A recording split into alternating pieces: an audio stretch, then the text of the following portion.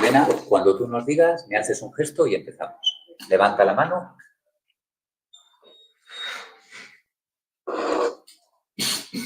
Saludos, bienvenidos a otra tertulia de la revista Tempus Octobris. La revista Tempus Octobris es una revista digital que tiene su origen en el ámbito judicial, pero como sabéis, organiza tertulias y actos de carácter cultural en general, no solamente de asuntos jurídicos.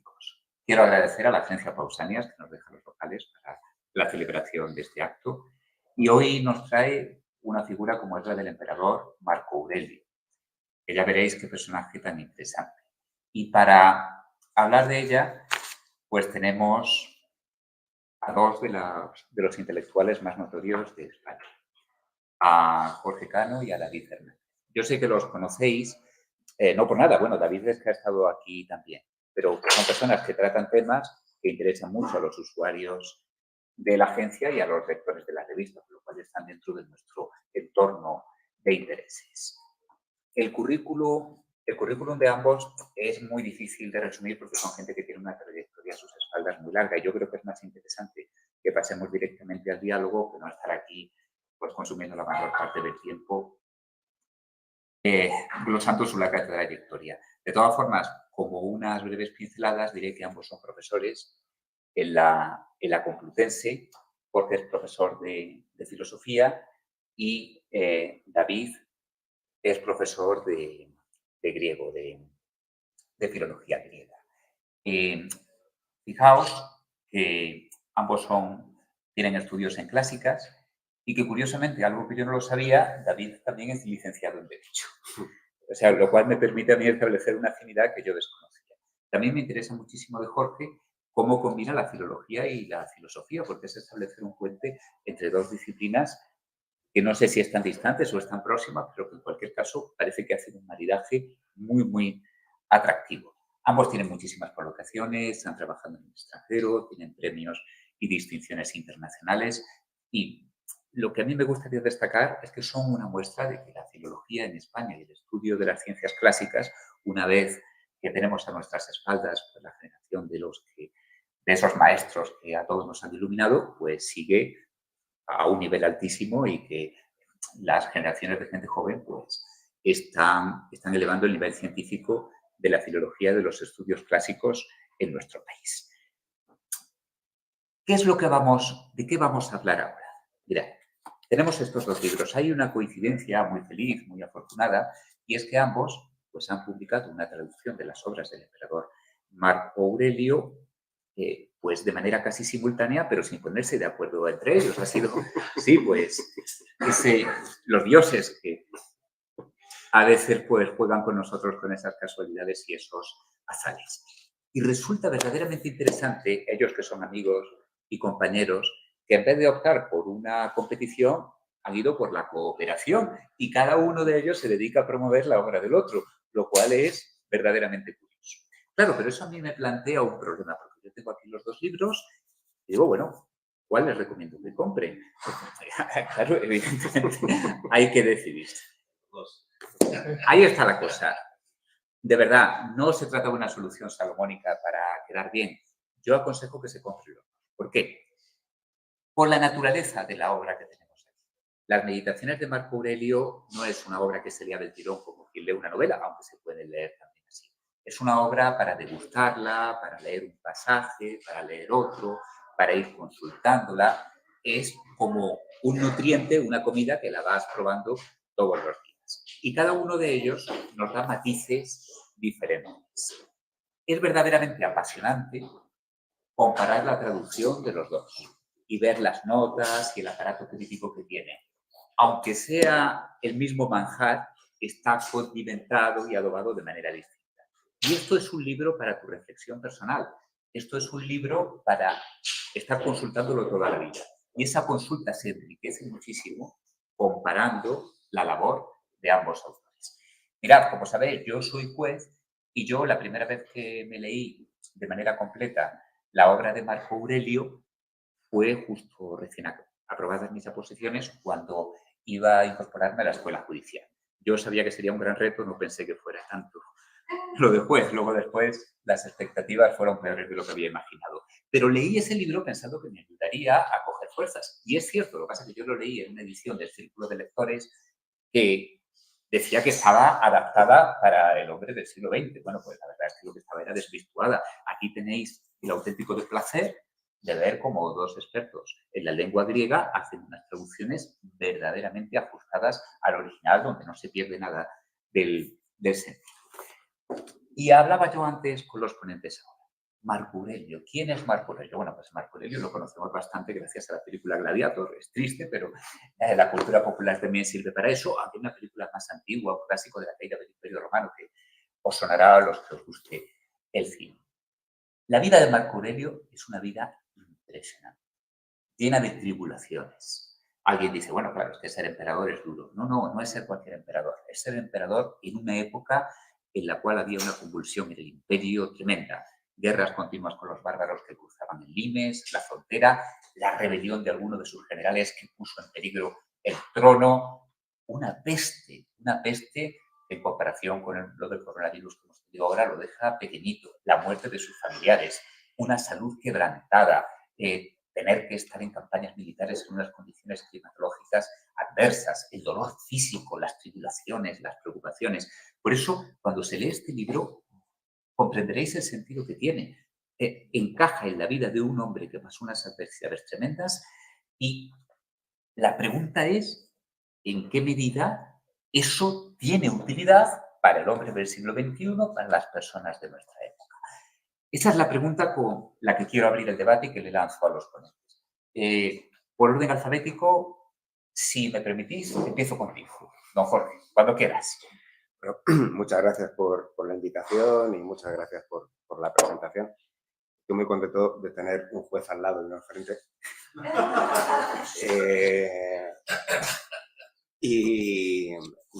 Con respecto a la pregunta que has formulado, la verdad, hay una distancia tremenda entre lo que es esta obra y lo que es precisamente el personaje histórico. Eso es posiblemente uno de los puntos más interesantes del libro, el hecho de que no se puede casi encontrar ningún rasgo biográfico ni ninguna referencia casi a estas tribulaciones tan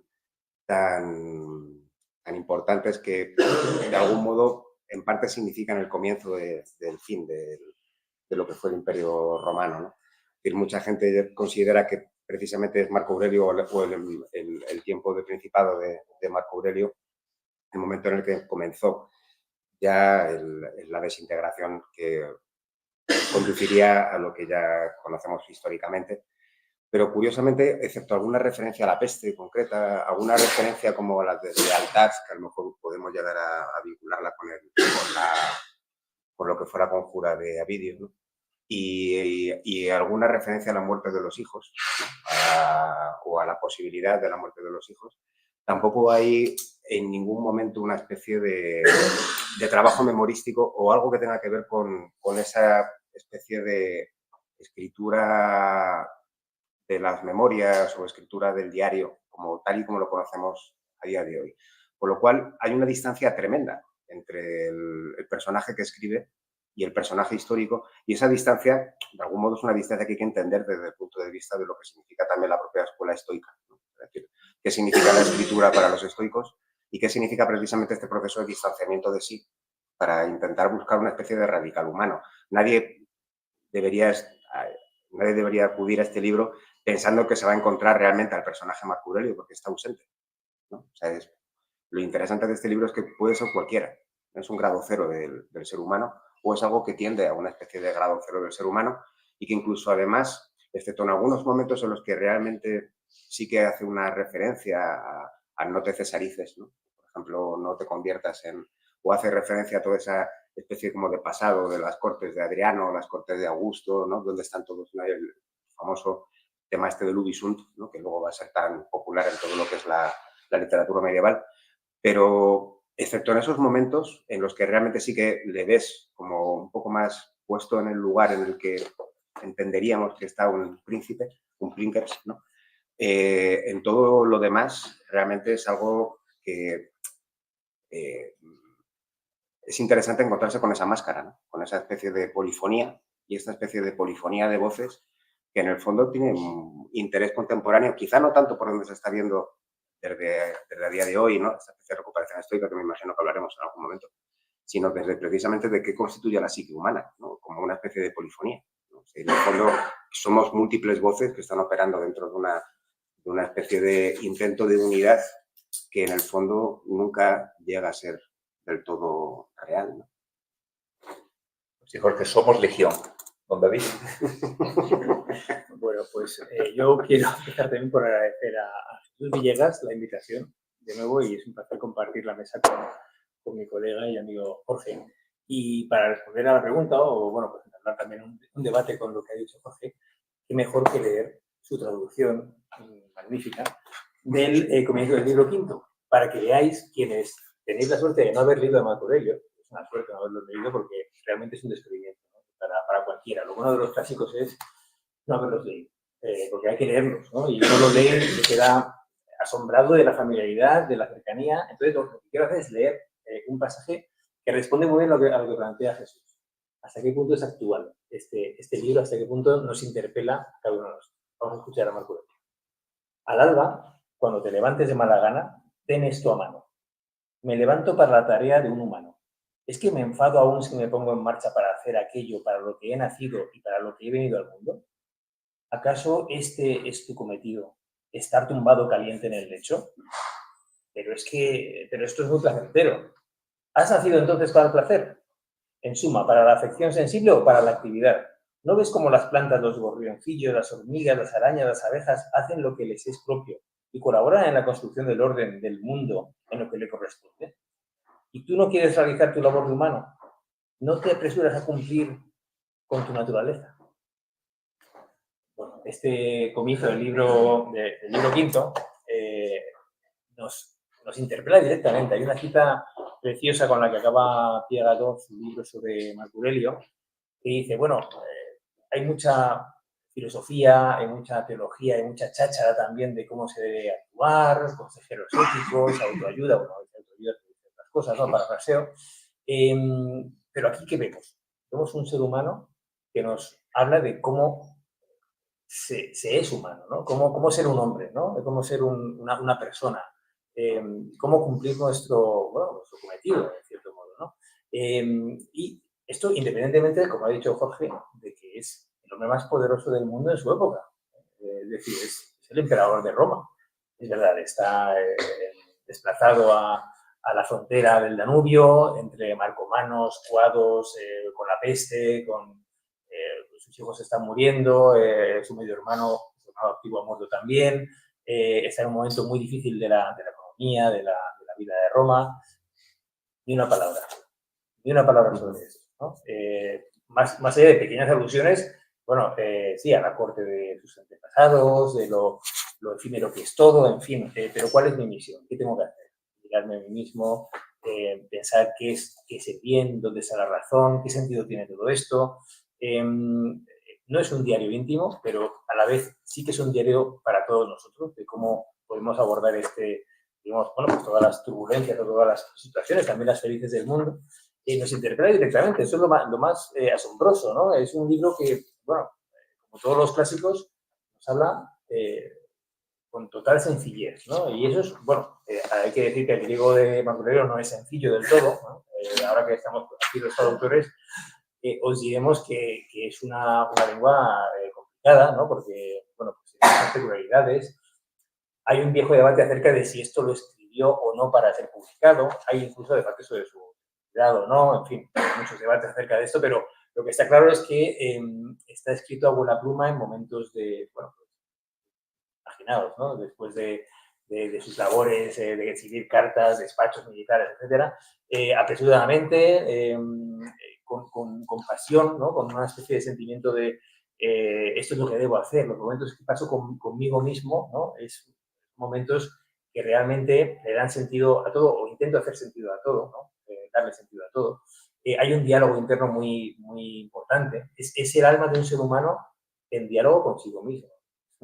Es algo precioso, ¿no? Quienes escribimos bueno, pues, diarios, ensayos, cartas, nos gusta escribir, nos gusta expresar el pensamiento por escrito, sabemos muchas veces de estos diálogos interiores, ¿no? hay una parte de él que no cree que vaya a ser capaz de cumplir su cometido, ¿no? Y hay otra parte de él que le da lecciones, ¿no? Le dice continuamente, bueno, pues adelante, piensa esto, haz lo otro. Los imperativos son constantes, ¿no? Me gusta recordar mucho esos imperativos de, bueno, recuerda, ten en cuenta, ten a mano, una cosa muy bonita que vamos a repetir, ¿no? Por eso se habla eso del manual, ¿no? Bueno, ten a mano algo, ¿no? Ha salido hace poco, bueno, un par de libros sobre la mano, la filosofía. Hay uno que habla de, en fin, lo manual y su reflejo en lo mental, ¿no? Porque la mano es el centro de, bueno, de muchas reflexiones filosóficas y teológicas, ¿no? El famoso koan, en japonés, ¿cuál es el sonido de una sola mano? ¿Por qué la mano? ¿Por qué hay que tener esto a mano? ¿Por qué la metáfora de la mano nos interesa tanto? Porque tenemos que estar en una especie de combate diario, intelectual, con uno mismo, espiritual. Tenlo a mano, ¿no? Es un consejo. Y la metáfora, también muy cara a Marco Aurelio, del boxeador, ¿no? Del púgil. El filósofo no es un gladiador, ¿no? Es un boxeador. Tiene la mano siempre lista para cerrarla y golpear, ¿no? Porque la vida también tiene esas respuestas de prontuario filosófico, ¿no? Bueno, por eso la voz de Marco Aurelio, como estoy un poco intentando resumir en esta primera respuesta, es que es muy actual, quiero decir, bueno, aparte de la lejanía de la lengua, de la lejanía de la época, de los muchos siglos que han pasado, bueno, que es un pensamiento que no es actual en cierto modo, porque no es actual, pero a la vez es una voz actual, ¿no? Como es una especie de paradoja, ¿no?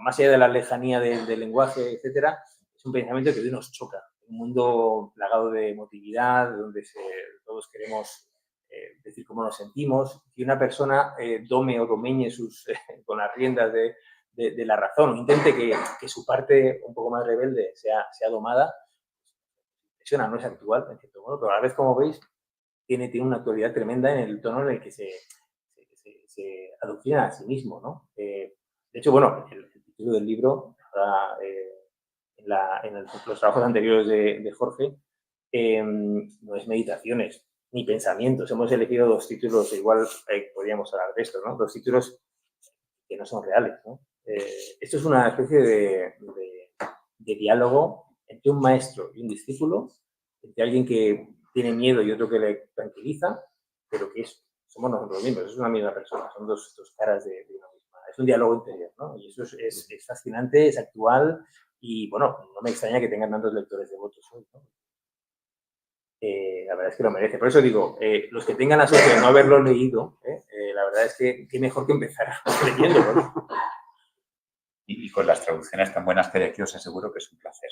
Desde luego que trabajo cuesta levantarse por la mañana, cómo se pegan las sábanas y que el emperador Marco Aurelio veamos que le pasa lo mismo, la verdad es que anima mucho. Y Jorge, me gustaba mucho lo que decías, una filosofía de las preposiciones, contra, con. También hace el propio Marco Aurelio contra sí mismo, porque algunos de los contenidos de su obra casi puede considerarse como una autocrítica. Pero fijaos qué pasaje tan curioso. Tengo aquí las dos traducciones. Empiezo con la de David. Dice, ¿cuán vulgares son esos hombrecillos que se llaman a sí mismos políticos o que actúan como si fueran filósofos? Menudos mocosos. Claro, que el emperador era el primer político del imperio. Es eso muy gracioso, ¿no? Y tú traduces aquí que se dedican a los asuntos públicos. Pero vamos, creo que la idea es la misma en ambos casos. Dicho esto, y entrando en el estoicismo actualmente, está muy de moda en los libros de autoayuda, lo cual tampoco tiene que ser algo necesariamente malo. Los libros de autoayuda también pueden tener muchas perlas, aunque sean perdidas entre el barro. Lo que yo quiero preguntaros es una pregunta un poquito más técnica, es si pensáis que ahora mismo estamos viviendo un renacimiento de los estudios históricos y que hoy día, de los estudios de la filosofía estoica, quiero decir, y si hoy día efectivamente podemos decir que hay filósofos estoicos de verdad, o si simplemente tenemos gente que está exhumando cadáveres y que está trabajando con momias, pero esa época ya pasó. Y os ponía sobre la mesa un filósofo que a mí me llama mucho la atención, que se llama Pigliucci, creo que, bueno, pues él es biólogo Yo lo conocía también como biólogo porque el tema de la evolución siempre me ha gustado y él era muy famoso en ese asunto, en esa materia, pero en un momento dejó la biología, se dedicó a la filosofía y escribe libros. Y yo me pregunto si un autor como este o como otros puede de pleno derecho ponerse como un filósofo estoico actual, si hay un auténtico renacimiento de los estudios estoicos, de la filosofía estoica, o simplemente estamos en una labor de arqueólogos de anticuarios. Seguimos por orden alfabético. Don Jorge. Gracias. A ver, me llama la atención que precisamente Spiliucci sea un biólogo, ¿no? Porque me parece que precisamente lo que está proponiendo él no parte a partir de una, o sea, no parte de una física. Es decir, que hay una especie de tendencia a pensar que el estoicismo es una ética solamente y el estoicismo es una física tremendamente importante, una física que todavía sigue siendo un modelo físico bastante, al igual que el epicurio, bastante reivindicable, en el sentido de que está pensando realmente una comunidad entre los seres, entre todo lo que está vivo, todo lo que respira a la vez, ¿no? La simnoia que aparece bastantes veces algunas veces en los textos, todo lo que respira junto de algún modo comparte un entorno común y eso es algo que tiene que ver con todo un modelo físico antiaristotélico, un modelo físico que tiene que ver con una inmanencia frente al desplazamiento teológico platónico y aristotélico, sino que es otra vez introducir de algún modo a la divinidad en la propia fuente de la naturaleza y eso es algo que nos llevaría hacia unas posibles tendencias, el otro día lo hablábamos también, aunque esto es una cosa un poco rara, cuando decir aquí, nos llevaría hacia una posibilidad de llevar el estoicismo hacia un pensamiento ecologista, hacia un pensamiento que tiene que ver con otras maneras de entender la relación con los animales, hacia una manera de entender la relación con la naturaleza y el medio ambiente distinta, no tanto hacia la ética. Y me parece muy interesante, me parece muy curioso precisamente pensarlo por ahí, porque se está pensando que el estoicismo tiene que tener una vertiente exclusivamente ética, cuando realmente lo más importante que posiblemente podíamos sacar del estoicismo para el mundo contemporáneo sería precisamente una reivindicación de un modelo físico vinculado con otra manera de entender el mundo, pero parece que eso no interesa, ¿no? Eso parece que nos colocaría en un entorno un poco problemático, por lo menos. Habría que echar muchas cosas para atrás. Y precisamente yo creo que esa especie de proyección hacia la ética, en el fondo tiene que ver con un cierto individualismo y tiene que ver con una especie de tradición que arranca con el espanto este de la New Age de los 80 de California y que lleva a la gente a considerarse que puede ser católica, budista, hacer zen, hacer yoga y ser vegetariana y todo yo a la vez, todo yo junto, sin necesidad de pensar que en ninguna de esas parcelas hay realmente un compromiso, hay que asumir un compromiso auténtico. Bueno, yo quería recordar que esas metáforas de Marco Aurelio, que muchas son del mundo de la naturaleza, bueno, reflejan, en cierto modo, lo que ha dicho Jorge, que el estoicismo va más allá de una ética, que hay todo un sistema que conocemos peor quizá que la ética, porque ha sobrevivido más de la ética, pero es que no cabe, ¿no? Que es muy importante y que está ahí, ¿no? Y que el estoicismo de Marco Aurelio es un poco pues, el canto de cisne de esta escuela, ¿no? Hay que recordar que es muy antigua, ¿no? Estamos en el siglo II, hablábamos antes también de un cambio de época, es una época en la que las cosas se empiezan a poner mal, ¿no? En todos los sentidos, político, económico, también climático, de un cambio climático en esta época, la epidemia, etcétera, en fin, es un poco el comienzo de la llamada antigüedad tardía, y famoso es el libro de Peter Brown que se subtitula de Marco Aurelio a Mahoma, precisamente, ¿no? Es una época que empieza a ser complicada frente a lo que ha sido antes el estoicismo, que venía de una época mucho más floreciente en todos los sentidos, ¿no? Cuando la funda Zenón, ¿no? En 300 y algo, en Atenas, es un mundo muy diferente, es un mundo helenístico, luego hay un estoicismo, digamos, de segunda etapa, que tiene mucho que ver con el esplendor de Roma, ¿no? En el momento en el que toda la filosofía griega está llegando a Roma, en la época republicana, Perón, los grandes intelectuales de la República tardía, y es una época de expansión total, ¿no? Y ahí hay mucha teoría y teorización, hay muchos, Antonio, Panecio, hay muchos autores que hablan también de poética, por ejemplo, o de las fantasías, ¿no? En fin, de filosofía. Es una filosofía completa. Lo que pasa es que conocemos realmente, sobre todo, este último estoicismo, a partir de Séneca, que es un poco el gran estoico romano, ¿no? De época de Nerón, y luego pues, un poco los grandes del siglo II. Y, en fin, es un poco lo que más ha llegado a la modernidad, que es una época, pues la modernidad tardía es un poco como la antigüedad tardía, en cierto modo. Entonces, pero hay unas diferencias tremendas que me hacen mucha gracia. Por ejemplo, el otro día alguien me envió un vídeo de uno de estos neoestoicos, ¿no? Que es culturista, boxeador, bueno, claro, sobre ese individualismo acérrimo, es decir, también es leído de una manera muy interesada en esa modernidad tardía que no es realmente lo que el antiguo decía, ¿no? Pues eso, hay esa metáfora que he dicho de la filosofía como el boxeador que cierra la mano frente al gladiador que tiene que coger las armas, pero de ahí a que un culturista y boxeador nos diga, bueno, pues es un modelo de éxito, como era emperador, pues bueno, vamos a seguirle, tal, hace culturismo, no sé, claro, es muy curioso porque no se está entendiendo bien, ¿no?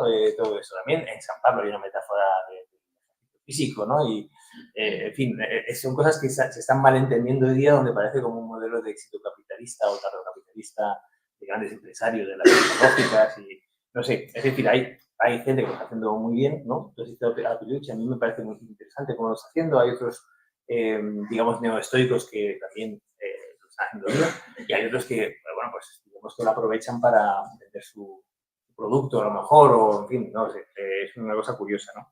Y claro, pues eso, también es un personaje que a mí me llama la atención especialmente, bueno, no como hombre de éxito, sino como hombre de fracaso.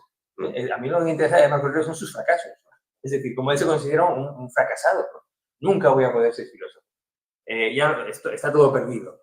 ¿No? ¿Sabes? Hablando del emperador de Roma, en fin, o no sé, pues el tema del sueño, del no sueño, ¿no? Sabemos que tenía problemas de insomnio, a veces no conciliaba el sueño y otras veces pues le costaba levantarse por la mañana, ¿no? Y Galeno, su médico, pues le daba sus opciones, sus cosas, ¿no? Sabemos, bueno, pues esto, el ejercicio físico, le gustaba el juego de pelota, el boxeo, etcétera, pero a la vez un cuerpo enfermizo, débil. Esa conspiración que mencionabas, es porque se corre un rumor de que está muy mal, se va a morir. Entonces, bueno, incluso hay las fuentes adversas a su mujer, a Faustina, creen que conspira contra él, tal, bueno. En fin, hay mucho, podéis leer las biografías sobre Marco Aurelio que están muy bien, las que hay hay muchas y son muy interesantes, ¿no? Pero claro, para mí, no es el modelo de éxito ese que se está vendiendo ahora en YouTube y en las plataformas de, bueno, pues estos grandes hombres de negocios, además todos hombres, ¿no? Es un tema muy masculino, ¿no? Parece que es como una especie de nueva virilidad. Los estoicos, pues suena a eso, pues además ve uno los vídeos y todos son hipermusculados, ¿no? que también acompleja mucho a los que estudian estas cosas y que va poco tiempo para hacer deporte, ¿no? Pero bueno, entonces, claro, lo que quiero decir, a mí me gusta el fracaso de ¿no? Me parece que el hecho de, bueno, ese combate consigo mismo es mucho más interesante, ¿no? La idea en la que él está ahí, digamos, luchando, bueno, pues lo hemos visto ahora en la cita esta, ¿no? De levantarse por la mañana, ¿no? Y todo esto, ¿no? Y tampoco es un individualista acérrimo, sino que hay una vertiente social muy importante. Eso es otra cosa de la que podemos hablar. Comprender al otro, perdonar los errores de los que te rodean. Todos tenemos una función en esta colmena humana o en este cosmos articulado, ¿no? Y hay que respetarnos como, bueno, pues como los dientes de arriba colaboran con los de abajo. Muchas metáforas de la naturaleza, del cuerpo humano. También una manera de hablar que nos recuerda mucho bueno, he mencionado a San Pablo, ¿no? A textos cristianos también de la época, ¿no? Es una época de cambio. Y en esa época la propiedad que el cristianismo está ahí, ¿no? Y es una época, digamos, de una búsqueda de nuevos modelos, ¿no? Podemos también hablar de esto, es muy interesante, ¿no? Y claro, nuestra modernidad tardía, neoestoica, ¿qué está haciendo con cómo está leyendo esos textos, ¿no? Yo a veces no del todo bien, ¿no? Pero es verdad que hay gente que lo está haciendo muy bien. Sí, sí, precisamente tú tienes, en el libro de Jorge hay al final una miscelánea de cartas de Marco Aurelio y tienes una en la que el emperador hace una apología del sueño, o sea que debería buscar bastante. Además, lo que habéis dicho desde un punto de vista sistemático, bueno, la física, la concepción científica que se trasluce de los libros es una cuestión que recuerda muchísimo a la hipótesis Gaia, que a lo mejor la conocéis, de Margulis y de Lovelock, que considera la Tierra como si fuera un organismo vivo. Eso, bueno, pues no es algo que sea fruto de la mente de unos místicos de hace muchos siglos, sino que hay científicos hoy día que lo defienden. Y luego, David, tú has puesto tantos temas sobre la mesa que estoy abrumado, pero precisamente un punto en el que yo creo que sí, que los estoicos son verdaderamente precursores es en el cosmopolitismo. Quizás en Séneca se ve más claramente, pero también hay algunos pasajes aquí que son abiertamente cosmopolitas. Como veis, esto da para muchísimo. Si os parece, como ya hemos repasado las 7:30, si queréis empezamos ya a dar paso a las preguntas del público. Yo tengo aquí un montón de temas, o sea que no nos vamos a aburrir, pero que si a alguien se le ocurre algo, alguna idea, alguna pregunta que quiera formular. Sí. Me llamo Samuel. Tengo la facultad de y bueno, quería preguntar 3 cuestiones. No sé si... Pero poquito a poquito, cada uno una. Hay que dejar espacio para los demás. Bueno, sí, solo pregunto una. Y es que me gustaría saber realmente si hay algún tipo de comparación o algún tipo de similitud con el Dios de los estoicos, que Marco Aurelio, que se refiere tantas veces en las meditaciones, y el Dios de Spinoza, que siempre se le ha dicho que es como panteísta, como que tienen el mismo Dios, incluso también lo comparan con el Dios de Einstein, ¿no? Entonces, me gustaría saber si realmente ahí hay un punto en común, si son el mismo, si no lo son, o cómo es. Muy bueno, muy bueno. Bueno, hay una cuestión ahí bastante... Bueno, y aquí tienes al lado a una persona que te podría responder muy bien también. Pero ahí está la cuestión esta de, bueno, el Deus y natura, ¿no? De Spinoza, que es como la constatación de una especie de inmanentismo, no tanto no sé hasta qué punto un panteísmo, es que también cuando hablamos de panteísmo habría que definir ese tipo de expresiones muy bien, ¿no? Lo que pasa que sí que está claro que, por lo menos desde la perspectiva de Marco Aurelio y desde la perspectiva de los estoicos, que es algo que arranca directamente del Zenón en adelante, sí que podemos considerar que ellos, frente a la teología platónica y a la teología aristotélica, reincorporan a la divinidad como un aliento, ¿no?, inmanente, no trascendente. Hay una negación del plano de esta cuestión tan importante que muchas veces no se acaba viendo sobre el mundo sublunar y el mundo superlunar. Es decir, toda la configuración cosmológica aristotélica genera como una especie de posibilidad mecánica que en el fondo ubica la posibilidad de la divinidad al margen de, o por lo menos en una lejanía que luego es muy difícil de explicar, porque Aristóteles entre la física y la metafísica se lía, ¿no? O no, de alguna manera te hace una hipótesis en una y otra hipótesis en otra, ¿no? Y hay un conflicto ahí que está muy bien, está en el libro este fantástico de Pierre Gaudin, sobre Aristóteles. Pero los estoicos frente a esto, al igual que los epicúreos, de algún modo están... La hipótesis epicúrea en ese sentido es mucho más agnóstica, pero la hipótesis estoica es otra vez,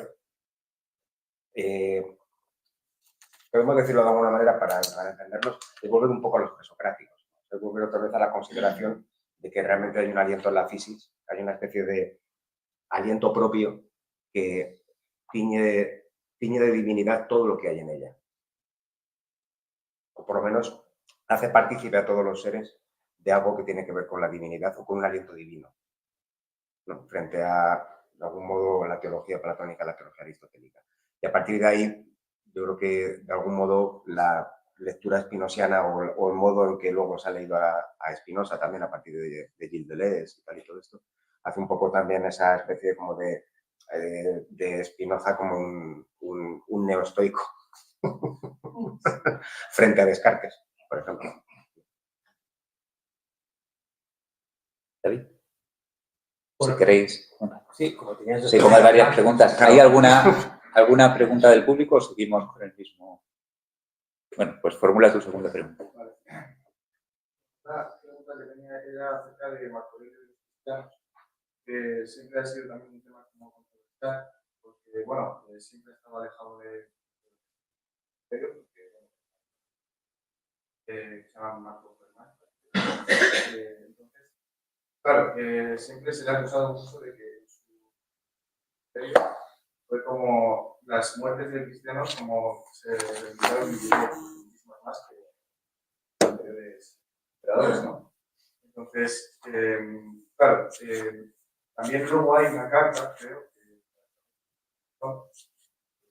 que está recuperada por, creo que un historiador, en el que dice que precisamente los cristianos se han ayudado a acabar con el tal, y que no se debe matar a ningún cristiano, y que si hay alguien que matado, pues que lo maten a él, ¿no? Entonces, ¿cómo es, qué tan cierto es esto? ¿Realmente Marco Aurelio lo defendía, no lo defendía, tenía una cierta abstención o cómo es? Bueno, ahora tú. Bueno, pues sí, es un tema muy discutido. Hay que decir que los emperadores romanos, caemos desde Trajano, que tiene un intercambio epistolar muy interesante con Plinio, aconsejaban, bueno, pues cierta moderación, es decir, claro, las fuentes hagiográficas cristianas, pues a veces exageran un poco los números de la persecución. Ha habido grandes persecuciones, ¿no?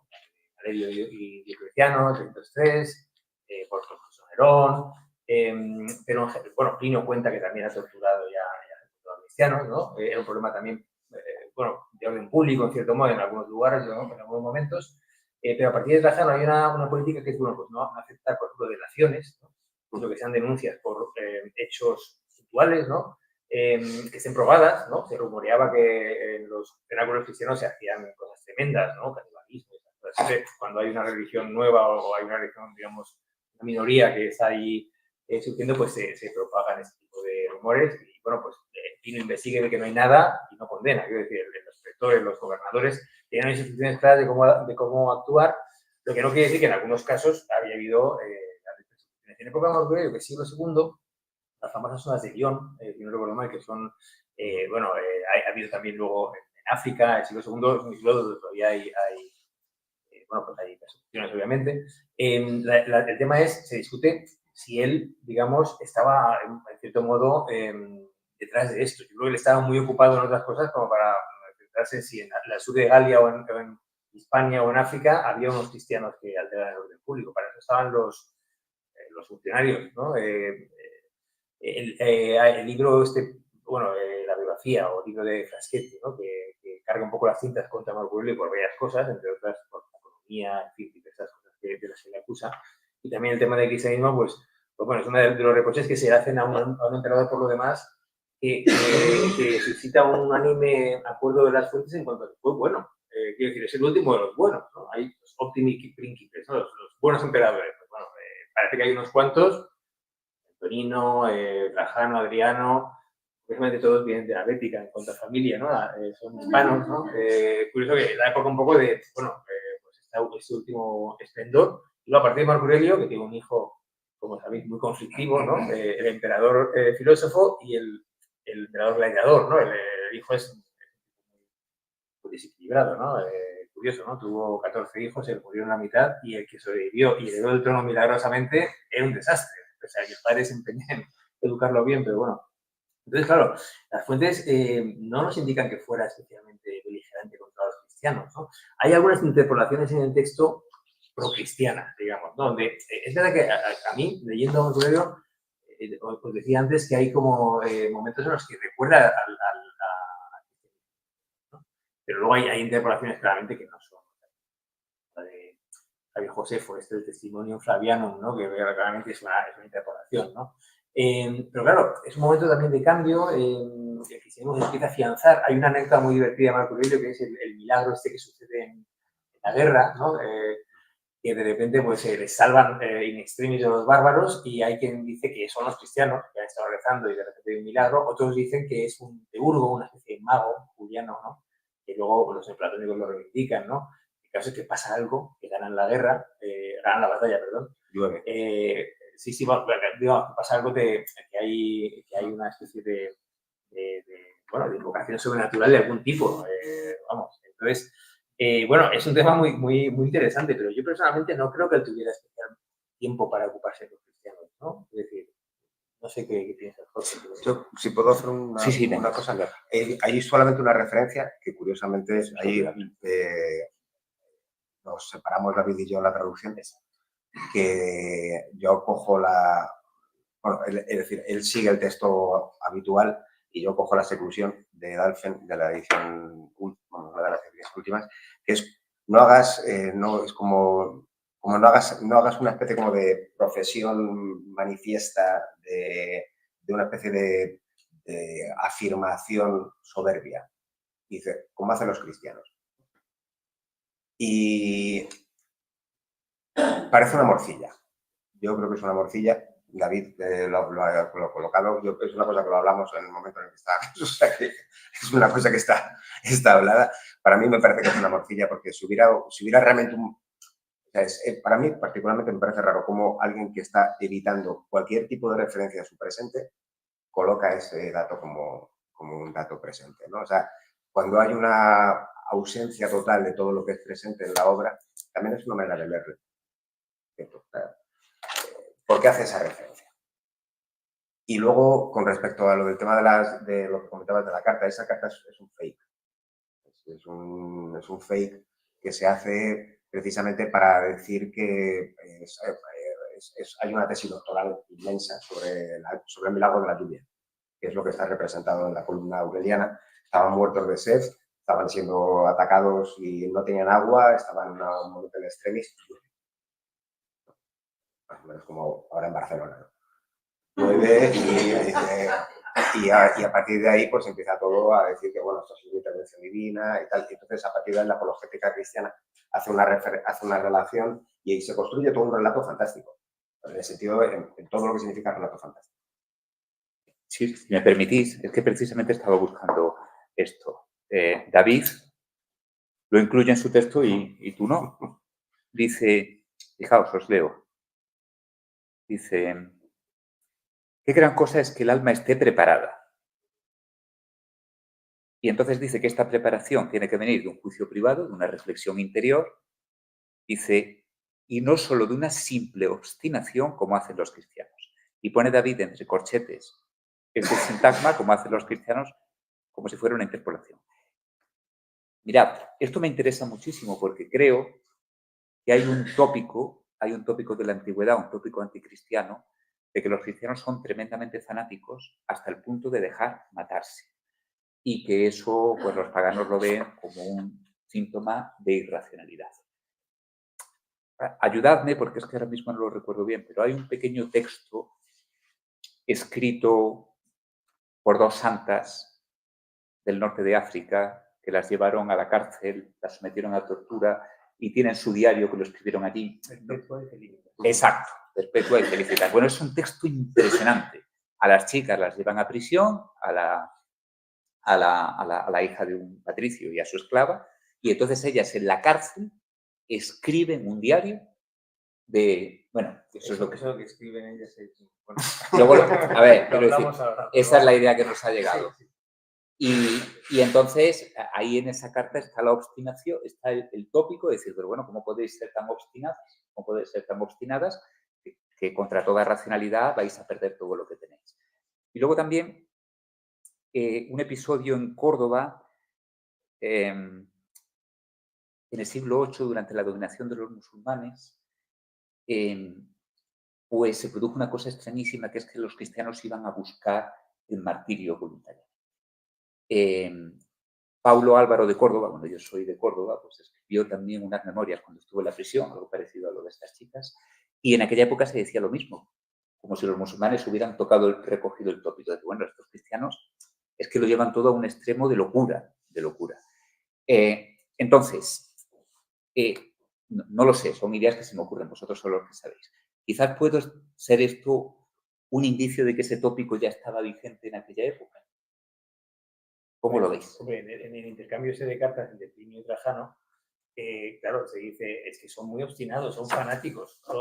La palabra romana es supersticios. Son unos, vamos, pocas veces el poder romano, que era muy tolerante con las religiones, no podía creer en muchas cosas, mientras mantuviera el orden público y recalar al emperador y pagar sus impuestos y esas cosas, pues pocas veces interviene en religión, salvo contra las orgías dionisíacas en época republicana y con los cristianos que plantean problemas serios, ¿no?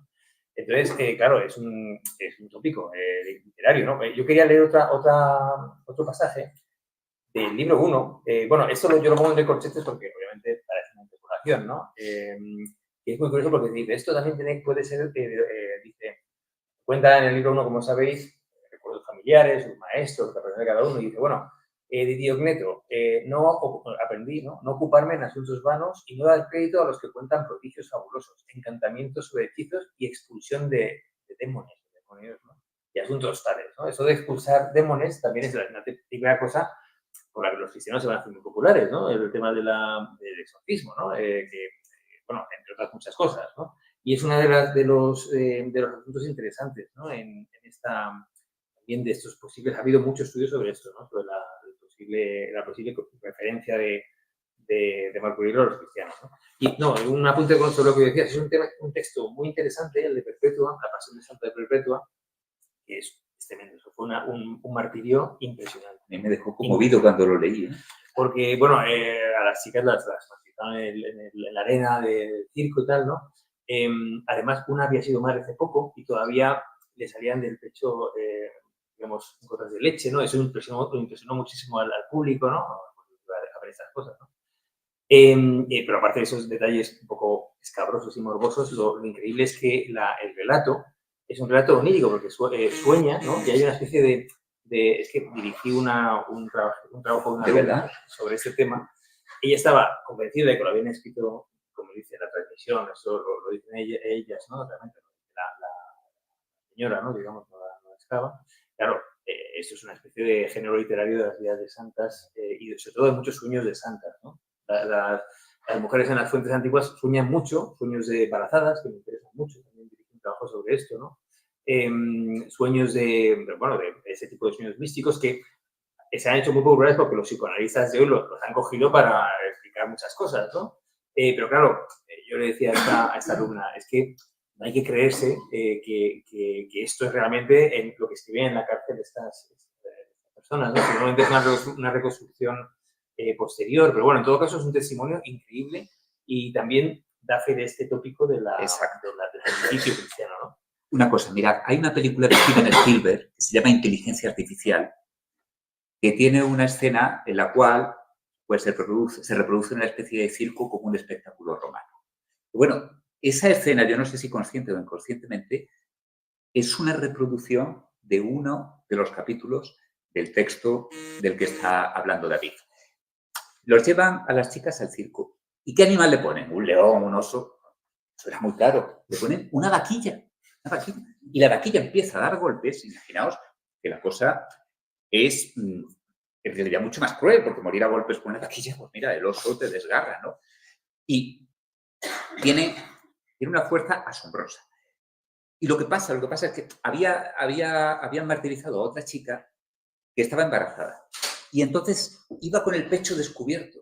Y el público se escandalizó cuando vio que iba semidesnuda y el público exigió que la vistieran, pero no exigió que la perdonaran, sino que exigió que la vistieran porque estaba escandalizada, porque efectivamente le salía la leche por las mamas. O sea, es algo increíble. Y lo que verdaderamente me resulta sorprendente es el tópico de la obstinación, que ahí se ve de una forma clarísima.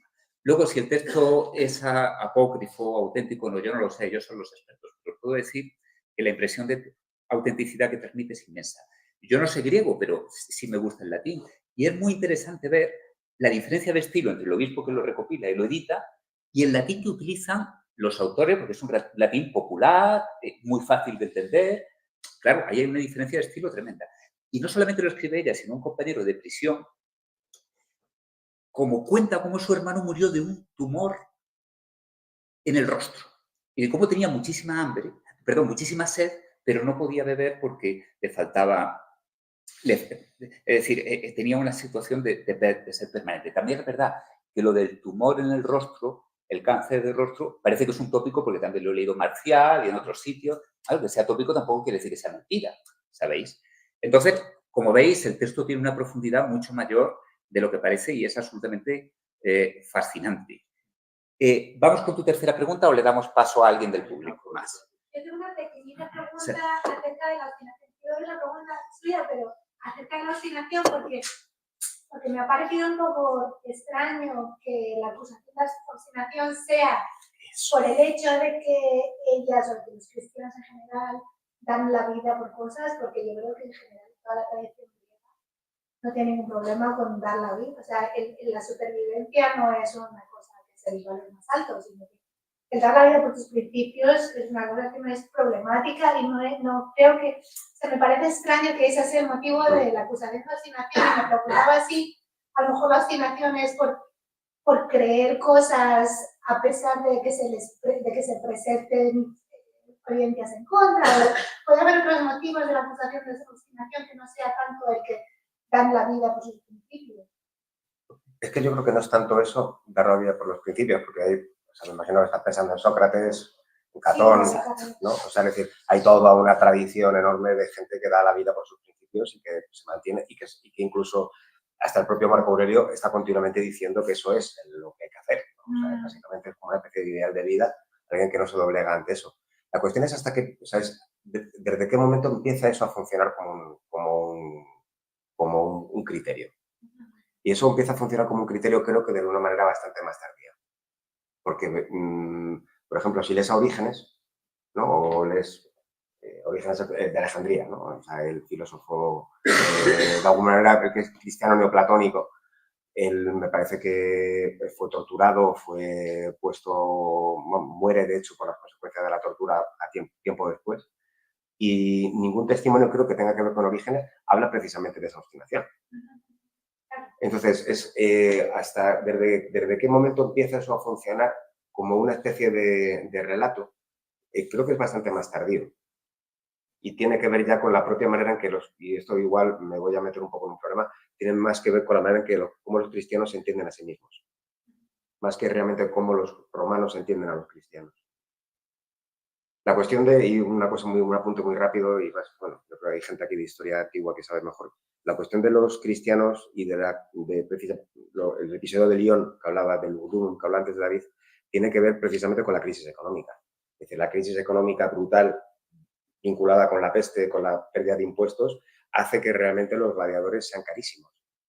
Y que realmente la posibilidad de tener gladiadores en juegos en una ciudad tan importante como Lyon es la capital de toda esa área de Provenza,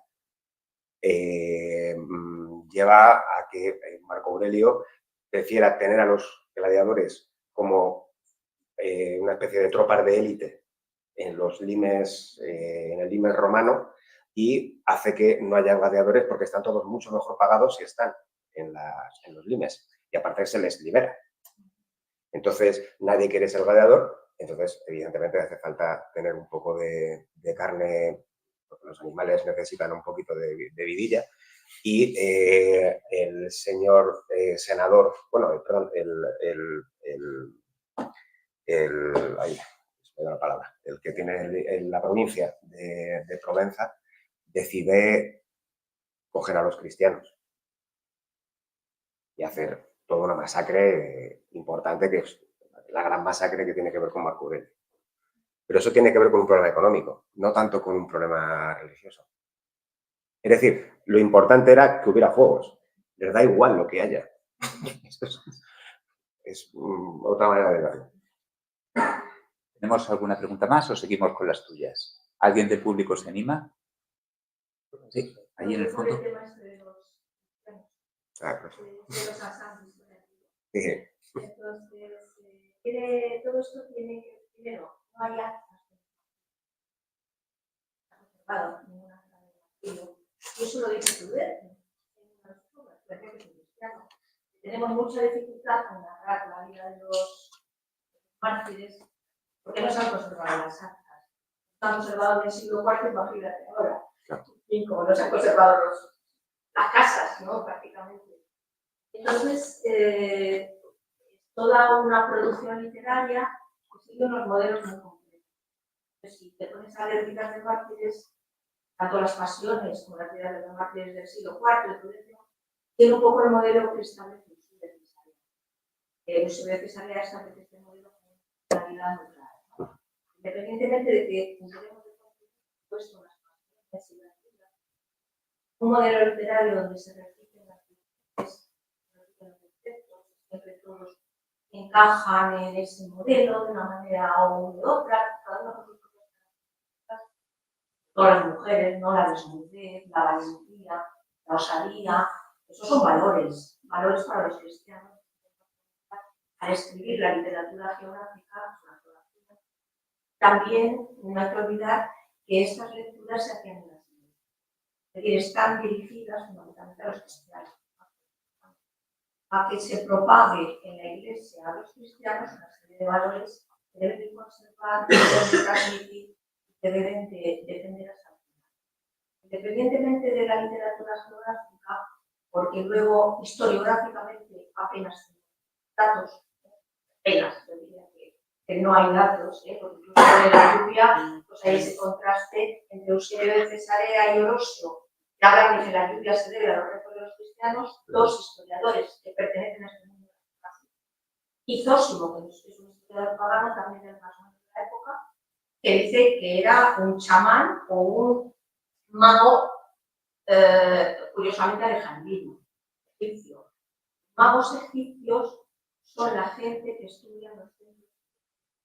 Siempre es toda esta gente que tiene estas propiedades, que trabaja o digamos con una manera esotérica y con tal, se les puede incluir en estas cosas. Entonces, cuando Zósimo como pagano dice un mago egipcio, no quiere decir que sea un cristiano y tampoco un pagano, no sabemos lo que era. Era un señor que se mueve en los ambientes de estudio. Termino. El principal foco de martirio a partir del siglo III y hasta que Constantino pretende acabar con ello y Diocleciano se supone acabar con ello, por eso se da en ciertas ciudades, tiene dos causas, que evidentemente son económicas y políticas, bajo mi punto de vista. Una es la leva de tropas, porque no hay que olvidar que siempre se habla de perseguidores de cristianos, emperadores que están en el limes, necesitan tropas. Entonces, se hacen levas de tropas y las levas de tropas salen y muchos de ellos no quieren acudir, se niegan, y muchos de ellos son cristianos, evidentemente, entonces no aceptan los rituales del ejército, no juran la fidelidad al emperador, y entonces ahí se les elimina como contrincante político. Y el otro medio es los impuestos. Para hacer las guerras no solamente se necesitan tropas, sino que se necesita una fiscalidad muy dura. Y precisamente de Marco Aurelio el aumento de fiscalidad es brutal, hasta el final del imperio. Cada vez el fisco es más devorador y hay gente que no puede pagar los impuestos o se niega a pagarlos, y ahí ya hay otros ambientes, ¿no? Incluso ambientes de mayor poder adquisitivo, y ahí entrarían las mujeres también, ¿no? Porque son incapaces, no pueden, no quieren, no tal, tener que pagar impuestos. Entonces, el impacto fiscal y el impacto fiscal son muy importantes en la persecución. No tanto como cristianos, sino como gente que cae bajo el peso de la ley, digamos. Lo de Lyon es interesante porque Lyon o Celeste y otras ciudades de estas características donde se encuentran cristianos son precisamente las ciudades que amonedan, o sea, que tienen talleres de amonedación de moneda. Y esas son ciudades que están ligadas directamente con la leva de tropas. Ya claro, solamente. Y ese es el trasfondo histórico que hay de toda esta geografía, o parte de esta geografía. Interesantísimo. ¿Algún comentario? Yo quería, como comentario, leer el comienzo del libro 7, que me parece que, bueno, recoge también este momento de dificultad. Dice, bueno, leo mi traducción, ¿no? para poder alternar, ¿no? O sea, esta es la maldad. Esta es la maldad. Es lo que has visto tantas veces. Ten siempre a mano, en todo lo que pueda suceder, que esto es lo que tantas veces viste. Enteramente, de cabo a rabo. Encontrarás siempre las mismas cosas, de las cuales están llenas las historias antiguas, las medias y las recientes, de las cuales ahora están llenas las ciudades y las casas. Nada es nuevo. Todo esto es lo de siempre y es efímero. Luego pasa un poco adelante y dice, vanidad de desfiles, dramas en escena, rebaños, ganados, combates con un pequeño hueso arrojado a los perros, una miga de pan en una almadraba de peces, esfuerzos y angustias de las hormigas, las carreras vanas de los ratones, marionetas movidas por... Bueno, para Marco está viendo todo esto un poco desde arriba quizá, ¿no? El circo, las persecuciones, los combates de gladiadores, la guerra. Estos son hormigas afanándose ahí, perrillos peleando por un hueso, ¿no? Y es muy curioso porque, claro, habla de la maldad, ¿no? Y del mal que está viendo alrededor. Y luego en un pasaje posterior dice, bueno, pero todo esto, sí, sabe que hay esta matanza en Lyon de los cristianos, por supuesto están muriendo muy curioso porque, claro, está en el frente con Galeno, que aprende mucho de fracturas y de varias, está viendo ahí en el frente pues, todas las barbaridades de la guerra, ¿no? Es lo que siempre hemos visto, ¿no? El Limes del Danubio, Ucrania, Gaza, etc. Esto es, y él dice luego, bueno, pero todo esto, bueno, pues tiene una... Es por algo, ¿no? Tiene un sentido, busca ahí el logos, ¿no? Que lo articula, ¿no? De alguna manera. Y, claro, por eso digo que, a ver, por supuesto es consciente de lo que está pasando en Lyon, pero no es algo que le ocupe o le preocupe, porque está este ambiente, ¿no? Digamos, del comienzo de la antigüedad tardía. Las medidas económicas seguramente fueron equivocadas, pero no tenía otra opción. Está arrastrado por una especie de... bueno, la reacción al intento de usurpación, ¿no? Cómo va corriendo hacia el oriente, ¿no? Luego, en fin, no sé, es como que la cosa, en cierto modo, cuando uno lee esas páginas, no fuera con él. Entonces, es muy interesante intentar leer, a veces, es un consejo interesante también para los lectores de Marco Aurelio, las biografías que nos cuentan lo que estaba pasando realmente, ¿no? En cuanto a la economía, la guerra, los cristianos, las persecuciones, el problema social, la epidemia. Y realmente leer ese libro y darse cuenta de ese divorcio absoluto entre lo real y el plano interno y cómo uno pues intenta, bueno, pues esto que sobre el mal, ¿no? Sobre la muerte, el dolor, no importa, todo lo de siempre. En fin, vamos a ver cómo asumimos esto, ¿no? Entonces también eso a mí me parece muy, bueno, pues un poco para volver a la actualidad de Marco Aurelio, ¿no? Sí, sí. Muy útil, muy actual, ¿no? Muy bien traído. Mirad, por increíble que parezca, llevamos ya 1 hora. Si os parece, seguimos un poquito más o lo... Sí, bueno, yo creo que podemos alargar esto un poquito porque están animadas las intervenciones. Lo que pasa es que, claro, como lo vamos a colgar luego en YouTube, tampoco una cosa inmensa no la ve nadie luego. Bueno, ¿hay alguna pregunta más o seguimos con la tercera tuya? Bueno, pues venga, que no nos quedemos con la curiosidad.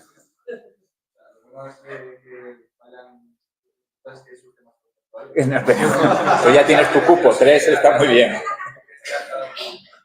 Pero justo es que van a preguntar sobre Pascal.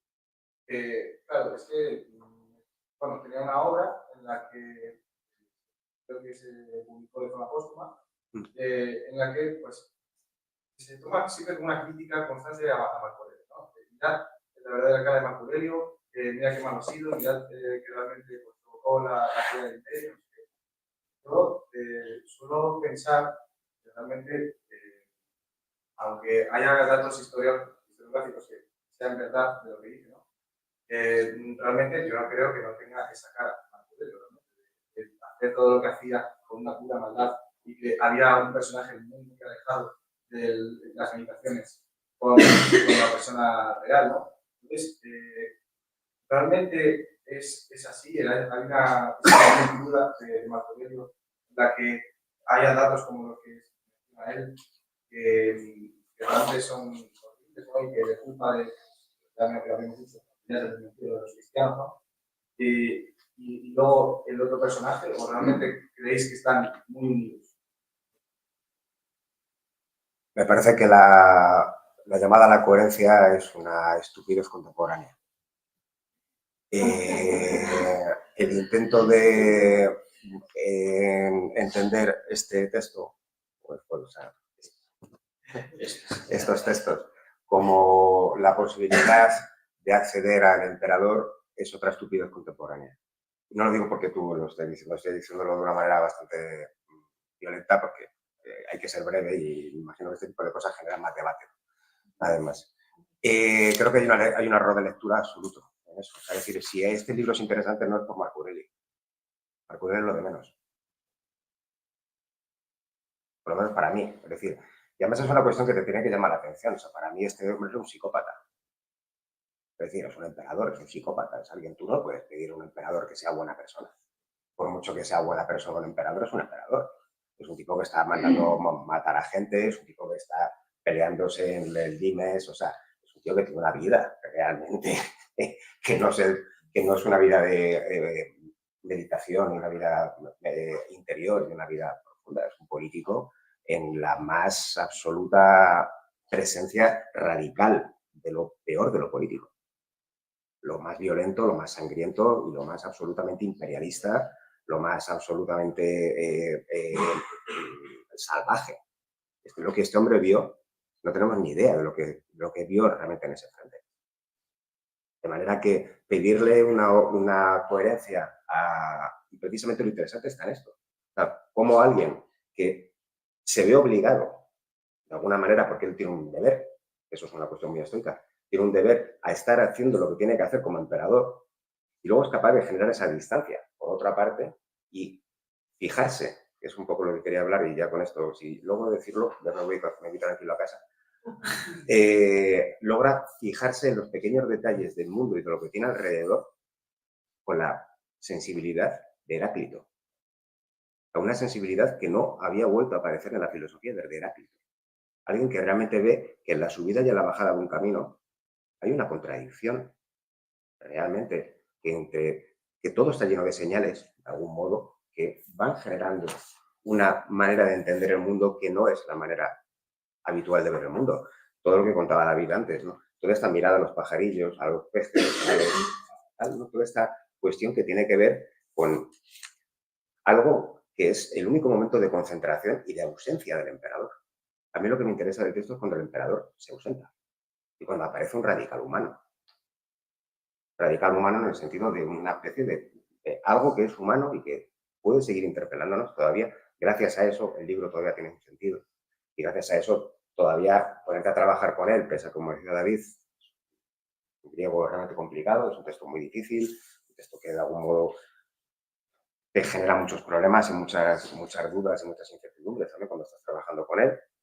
Pero realmente cuando aparece, además no lo hemos dicho, es interesante contar esto, es un hombre que su lengua habitual es el latín, por mucho que fueran bilingües en las altas clases romanas, pero es un hombre que decide escribir en griego. Para sí mismo escribe en griego, no en latín. Con lo cual es ya como generar otra distancia más sobre la propia posibilidad del pensamiento y la generación de él.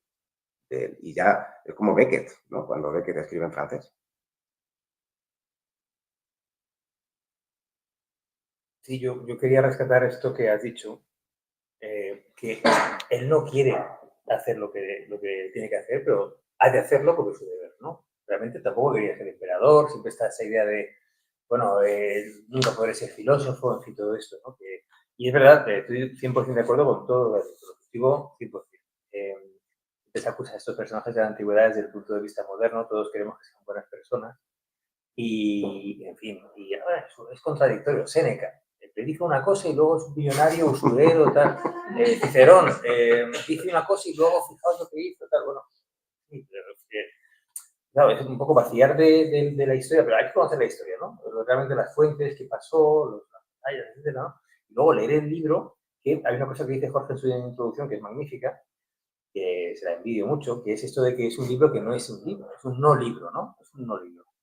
Ahí podríamos también hablar otra hora más, ¿no? Porque, claro, la historia de este libro, un libro que no es un libro, que él no escribe para que lo leamos, que ha llegado a nosotros milagrosamente, o un azar de estos cósmicos, ¿no? Es decir, como dentro de 1000 años tener a lo mejor iba a decir los WhatsApp privados de Pedro Sánchez, pero no, o el diario íntimo de Kennedy, no sé, algo que de repente no hable nada de lo que esperamos, oye, pues vamos a ver lo de Kennedy, de Cuba o los misiles, o tal, sino que hable así, ¿no? Y se nos caiga el alma a los pies y digamos, bueno, pero es verdad, el radical humano, el grado cero de, vamos, y eso es maravilloso verlo y compararlo con lo que cuenta la historia, tanto la adversa, ¿no? Los historiadores adversos, como la mayoría que son positivos, ¿no? Pensamos en Dion Casio, Herodiano, la historia augusta, que son construcciones literarias también, ¿no? Ahí por lo que decía Rosa, toda la historiografía también.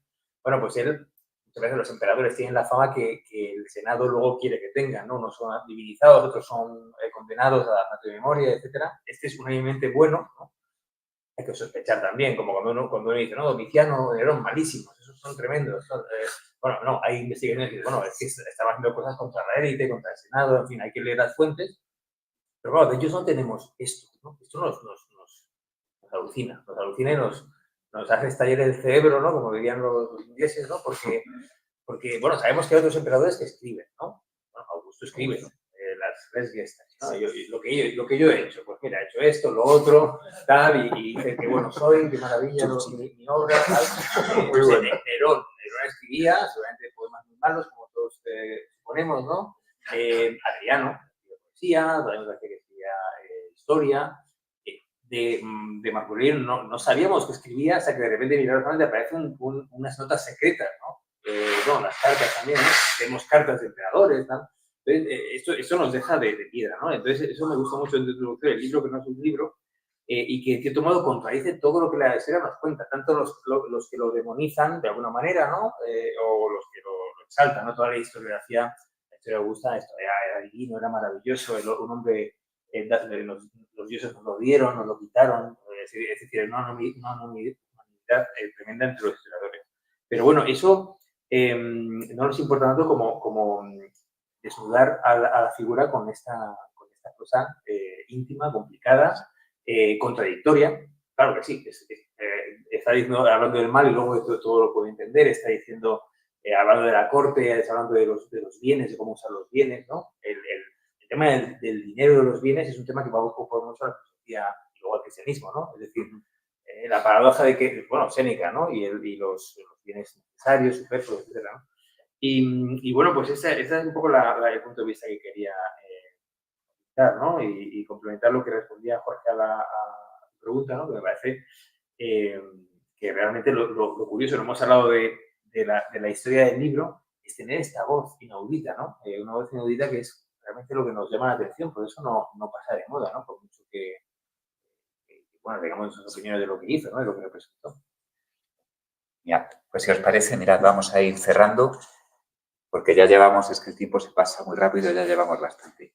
Acabo, a no ser, ¿queréis decir algo para concluir? Bueno, yo termino con una pequeña reflexión. Quiero daros las gracias de nuevo por haber estado aquí, otra vez las gracias a la agencia Pausanias. Y una cosa que se me había olvidado. Mirad, creo que estamos de acuerdo en que ha sido un placer inmenso oírlos a los dos. Y es lo que yo decía antes. Estos intelectuales representan el grado de madurez de los estudios clásicos que hay ahora en nuestro país. Los tenéis en YouTube, en conferencias que han dado ambos en la Fundación Juan Marc. Por favor, os recomiendo que las oigáis, porque son una obra maestra de claridad expositiva y de amenidad. Y volviendo sobre estos libros, son libros para consultar, son libros para leer un poquito antes de acostarse, son libros para leerlos en un momento de depresión, son libros para deleitarse con el lenguaje. Aunque no sepáis griego, el castellano que se utiliza es precioso. De verdad que no lo digo por decir, estoy insistiendo muchísimo en que compréis los libros, cosa que no suelo hacer en todas las tertulias. Y os voy a dejar una reflexión personal, que a lo mejor ellos no están muy de acuerdo, pero bueno, la tengo que decir. Parece como que hubiera una gran contradicción entre el Marco Aurelio que escribe esas notas personales y el Marco Aurelio político. Fijaos que yo, desde mi modestia intelectual, no lo veo tanto. Yo lo que veo es que son capas, estratos de una misma personalidad y que todos los seres humanos somos más profundos de lo que parece. Marco Aurelio tuvo un reinado dificilísimo, con momentos de gran crueldad y violencia. Pero eso no quiere decir que no se pudiera replegar sobre sí mismo e intentar llegar a un proceso de introspección. Y os digo, una experiencia personal, porque mirad, yo soy juez y yo pues tengo que tomar decisiones al día que son durísimas. Con una simple firma, pues a una persona le quito su casa, o la mando a prisión, o le quito a los hijos. Y eso puede ser de una crueldad inmensa, inmensa. O la pongo en la calle, con la intemperie, con la lluvia. Y yo cuando llego a casa, ¿qué hago? Pues calentito, a leer poemas en latín. Claro, alguien diría, bueno, pues este juez que tiene tantas veleidades filosóficas y culturales, luego después en estragos es un monstruo. Bueno, es que el ejercicio del poder implica esa crueldad y todos tenemos una personalidad muy compleja que nos hace tener una textura de nuestra alma diferente en función de las situaciones, pero no tienen por qué ser contradictorias, sino complementarias. Lo que verdaderamente me llama la atención aquí es la tremenda profundidad del personaje, que es capaz de ese grado de introspección que creo que está al alcance de muy pocas personas. Para mí, estar aquí es un auténtico honor. Yo, ante intelectuales de tanta talla, la verdad es que tengo que reconocer que me siento un poco achantado, pero os aseguro que lo absorbo todo como una esponja y que quiero crecer intelectualmente a su lado. Y para acabar, quiero leer un pasaje de una de las cartas que vienen en el libro de Jorge, que yo cuando la he leído digo, por Dios, esto lo escribió para mí. Eso es lo bueno que tiene el libro, que parece, como decía David, que nos interpela a cada uno de nosotros. Dice Marco Aurelio, dice, bueno, pues que Marco Aurelio, el emperador, también era juez, tenía que resolver como en el Tribunal Supremo los pleitos que le llegaban a lo más alto.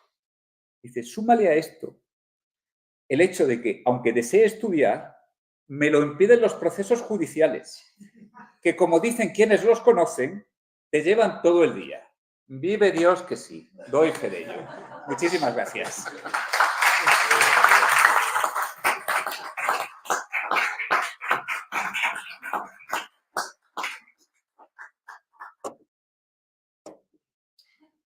Bueno, pues esto se va a emitir en YouTube,